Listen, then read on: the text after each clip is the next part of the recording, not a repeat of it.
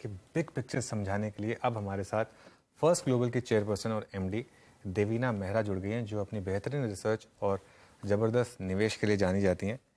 देवीना जी IIM में gold medallist थी, उसके बाद सिटी बैंक इन्होंने ज्वाइन किया, काफ़ी अच्छे से प्रोग्रेस किया और 7 साल के बाद उन्हें लगा कि अब टाइम आ गया है एंटरप्रेन्योरशिप का, और उसके बाद इन्होंने स्टार्ट किया फर्स्ट ग्लोबल। और उस समय जब इक्विटी रिसर्च इतनी मानी नहीं जाती थी, उस समय इन्होंने एक शानदार रिसर्च कॉल्स निकाली थी। उसमें मुझे याद है अब तक HDFC बैंक जो इनकी एक सबसे शानदार रिसर्च कॉल थी। तो एक मैक्रो पिक्चर्स पर काफ़ी अच्छी इनकी पकड़ होती है, तो उनसे अब समझने की कोशिश करते हैं। आपको याद होगा रशिया वॉर के टाइम पर भी देवीना जी ने कहा था कि बेस्ट बाइंग अपॉर्चुनिटी थी, और पिछले साल भी जब मार्केट में करेक्शन आई थी उसमें उन्होंने कहा था कि एक अच्छी अपॉर्चुनिटी बाय करने के लिए। देवीना जी गुड मॉर्निंग, शुक्रिया जुड़ने के लिए हमारे साथ। इस समय मार्केट में एक अब इशू ये है कि ग्लोबल मार्केट्स में थोड़ी सी वॉलेटिलिटी रही है डेट सीलिंग को लेकर। वो डील फाइनली हुई है लेकिन अभी कांग्रेस में जानी है, लेकिन हमारी मार्केट अपनी एक अलग ही चाल चल रही है। आपका क्या व्यू है इस समय? गुड मॉर्निंग अनुज। तो जहां तक आपने बोला, पिछले साल जून में भी मैंने बोला था कि बाइंग अपॉर्चुनिटी है। उस समय मैंने बाद में देखा था तो शायद आपके ही चैनल पे तो 15,300 से कम था इंडेक्स, तो 2 महीने में 18% चला था।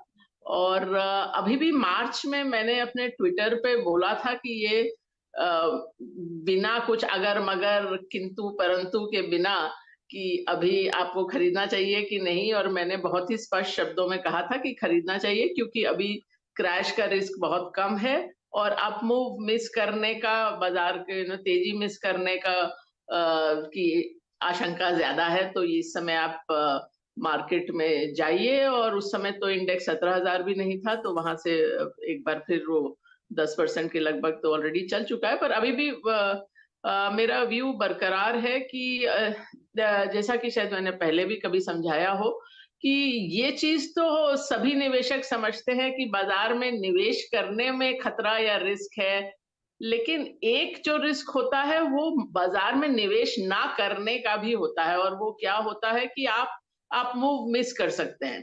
तो जैसे जो ये मैंने आपको 2 उदाहरण दिए कि अगर आप एक बार वो 18% का मूव मिस कर दिया तो फिर वो उसको आप उसके बाद आप जितना भी सोच समझ के निवेश करें वो आप नहीं पकड़ सकते हैं। तो ये हम लोगों ने 40 साल से ज्यादा का डेटा देखा था जब से सेंसेक्स शुरू हुआ पिछले साल, और देखा था कि अगर आप शुरू में 100 रुपए निवेश करते तो वो 44,000 हो जाता, लेकिन आप खाली जो 10 सबसे अच्छे दिन है वो मिस कर जाते तो वो 44,000 की बजाय 15,000 से कम हो जाता। मतलब आपका 2/3 रिटर्न चला जाता। अगर आप 30 सबसे अच्छे दिन, जो कि औसतन साल में एक दिन भी नहीं है, वो मिस कर दें तो आपका रिटर्न 90% चला जाता है। मतलब वो 44,000 की बजाय 4,000 भी नहीं रहता।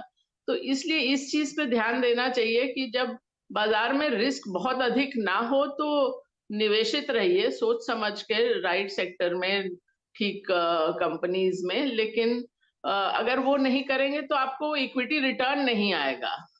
पिछली बार वो राकेश झुनझुनवाला जी की भी बात आपके साथ की थी कि उनकी किताब में भी वही चीज थी कि रिटर्न इक्विटीज में वही आता है कि ये हो सकता है कि 2 साल में बहुत रिटर्न आ जाए और फिर 4 साल रिटर्न नहीं आए।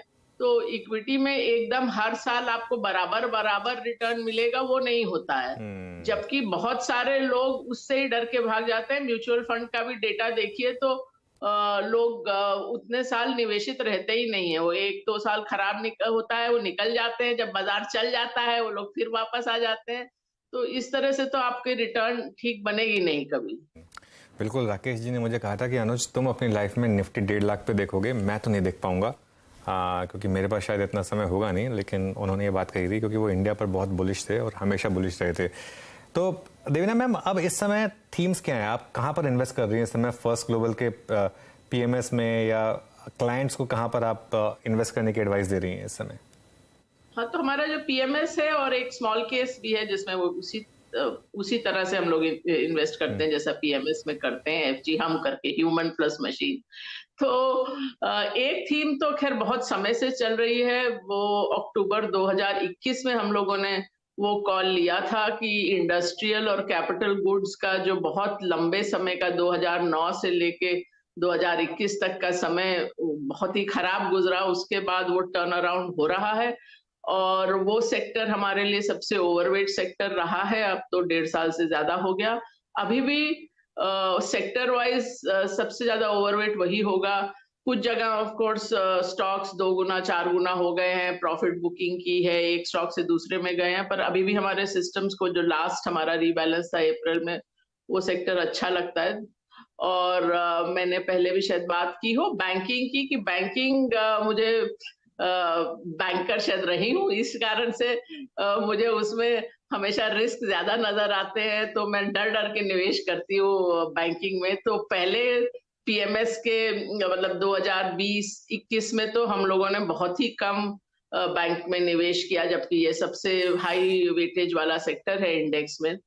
और पिछले साल के मध्य से हम लोग मार्केट वेट में गए बैंकिंग में और प्राइस एक्शन के कारण अभी वो थोड़ा ओवरवेट होगा, तो बैंकिंग भी ठीक लगता है। नॉन बैंकिंग फाइनेंशियल अब में खास हमारा निवेश नहीं है। उसके अलावा जो पिछले 2 जो जनवरी और अप्रैल के रीबैलेंस में जहां हम लोगों ने कुछ वेटेज बढ़ाया है, वो कुछ हद तक ऑटो और ऑटो कंपोनेंट्स हैं। और थोड़े फार्मा और कंस्ट्रक्शन स्टॉक्स भी ऐड किए, बट हर कुछ सेक्टर बेट भी नहीं होता है। जैसे पिछले साल आप देखिए तो हमारे टॉप 5 परफॉर्मर्स में रेमंड और आईटीसी थे, जो सेक्टर कॉल नहीं थे, वो स्टॉक कॉल्स थे, तो वो अलग बात है। पर मैं आपको अगर सेक्टर के हिसाब से देखूं तो ये कुछ सेक्टर्स हैं जहां हमारा वेटेज बढ़ा है। Okay Devina ma'am, good morning. Virendra बोल रहा हूँ डेली स्टूडियो से। मैं जैसे जैसे एक सेक्टर आइडेंटिफाई करके बैठा था कि बात करूंगा, आपने एक एक करके सब पे टिप्पणी कर दी। I am really short of I think questions, but yes मेरे पास एक है मैम, और वो है आईटी। आईटी को लेकर ये बाजार जब जब कन्विक्शन बताता है तब तब कोलैप्स होता है। बट इस बार की अर्निंग्स आपको कैसी लगी मैम? और हमारे यहाँ इस बार जब अर्निंग्स को हम रीड कर रहे थे तो एक धारणा बन गई, एक परसेप्शन ये बन गया कि मिड कैप आईटी फिर भी अच्छा कर रही है। आपका व्यू और आपका कन्विक्शन आईटी पे क्या है मैम इस वक्त?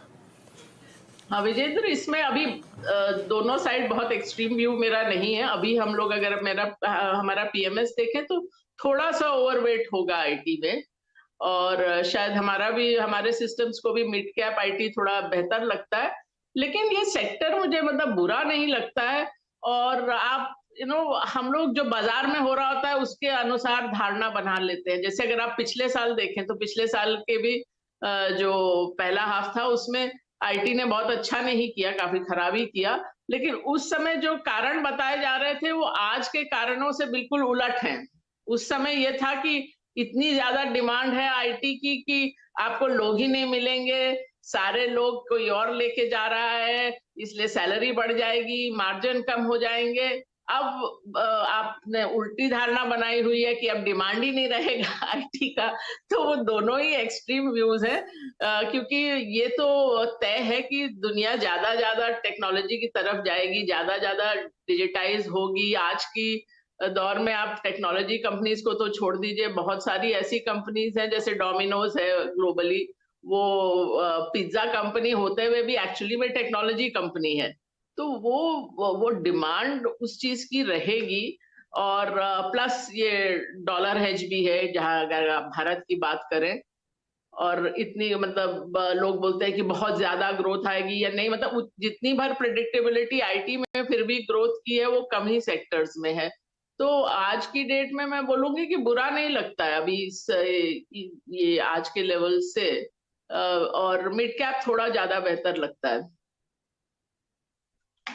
ओके अच्छा मैम, इस मंच पे जितने भी अगर आप देखें बहुत अच्छे जाने माने लोग आए हैं, उन्होंने सबने एक एक करके कुछ ना कुछ लग्जरी बाय की थी। I mean during the Covid, I think immediately after Covid. और उसका एक बहुत अच्छा एग्जांपल था इंडियन होटल्स। आप इंडिगो अब जब हमसे बात कर रही हैं तो ऑल टाइम हाई पे ट्रेड कर रहा है। मैम आपने किसी होटल स्टॉक पे दाव खेला था क्या? और लग्जरी पे I think spending post Covid काफ़ी अच्छी बढ़ी है। आपका भी उस स्पेस पे क्या पैसा बनाएगा? आई मीन ऑफिशियली कल मैम सबकी तनख्वाहें आ जाएंगी और आपका जो हॉलीडे सीजन है वो 1 जून से स्टार्ट हो जाएगा। क्या अप्रोच है आपका इस स्पेस पे? नहीं, होटल्स पे हम लोगों ने खास कुछ ऐसा दाव नहीं खेला जैसा आप बोल रहे हैं। शायद इसलिए भी कि हम लोग का जो बेसिक आउटलुक और थिंकिंग है वो थोड़ा रिस्क एवर्स रहता है। तो रादर देन कि बिल्कुल रिटर्न को मैक्सिमाइज करें, हम रिस्क को भी मैनेज करके चलते हैं और वो अच्छा सर्व किया जब से हमने शुरू किया है। पीएमएस अब 3 साल से थोड़ा अधिक हो गया, तो मतलब रिटर्न्स में तो हम नंबर 1 हैं ही, रिस्क एडजस्टेड रिटर्न में तो हमारे आस-पास भी कोई नहीं है। तो पर होटल्स पे या एयरलाइंस पे तो कभी बड़ा कॉल लिया नहीं, मतलब कभी हो सकता है थोड़ा बहुत स्टेक लिया हो। और लग्जरी तो खैर दुनिया भर में थीम रहा है। दुनिया भर में भी आप एलवीएमएच और इस तरह की लग्जरी कंपनीज ने बहुत अच्छा किया। भारत में भी आप ठीक बोल रहे हैं, लग्जरी ने अच्छा किया, पर अब आप ये सोचिए, दूसरी तरह से सोचिए तो नॉन लग्जरी इंडिया में अभी काफ़ी खराब किया। आप बस अगर आम आदमी को देखें, आम औरत को देखें तो आज 80 करोड़ लोगों को फ्री राशन चाहिए। तो इसी से आपको पता लगता है कि देश में अभी भी जो बहुत बड़ा तबका है उनके पास अभी शायद हवाई चप्पल और अंडरवियर खरीदने का भी पैसा नहीं है। चलिए, एक लास्ट सवाल मेरी तरफ से फिर देवीना मैम। तो इस समय क्योंकि आपने रिस्क की बात की, इस समय मार्केट में सबसे बड़ा रिस्क क्या है? क्योंकि मुझे याद है एक बार बात हुई थी कि मार्केट में ना इन्वेस्ट करना शायद सबसे बड़ा रिस्क था, लेकिन वो तब की बात थी। अब इस समय मार्केट जिस लेवल पर है, क्या एक्सीडेंट का रिस्क है? कोई रिस्क फैक्टर जो आपको दिखाई दे रहा है? ऑब्वियसली जो बड़े रिस्क फैक्टर हैं वो बताकर नहीं आते, लेकिन फिर भी अगर आपको यहाँ से अगर कोई वेंटेज पॉइंट पर कोई रिस्क दिख रहा हो तो। ये अभी भी मैं यही वही कहूंगी कि जैसा कि मैंने शुरू में भी बोला कि अभी भी रिस्क आपका अप मूव मिस करने का अधिक है। और एक जो फैक्टर मार्केट और इकोनॉमिक अर्थव्यवस्था के लिए अच्छा हो सकता है वो है कच्चे तेल का भाव, क्रूड का प्राइस, बिकॉज उससे आपकी बहुत सारी चीजें ड्राइव हो सकती हैं। करंट अकाउंट डेफिसिट कम होता है, इन्फ्लेशन कम होता है, ग्रोथ ड्राइव होती है।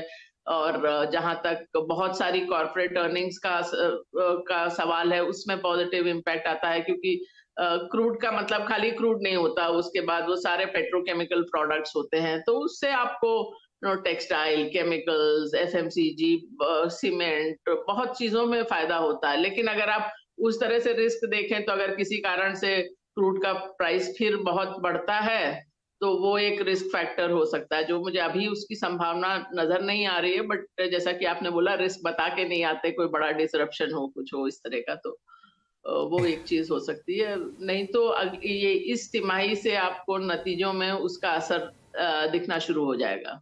चलिए ठीक है देवीना मैम, बहुत बहुत शुक्रिया जुड़ने के लिए। हर बार की तरह अच्छा लगा आपसे बात करके। Thank you so much. शुक्रिया।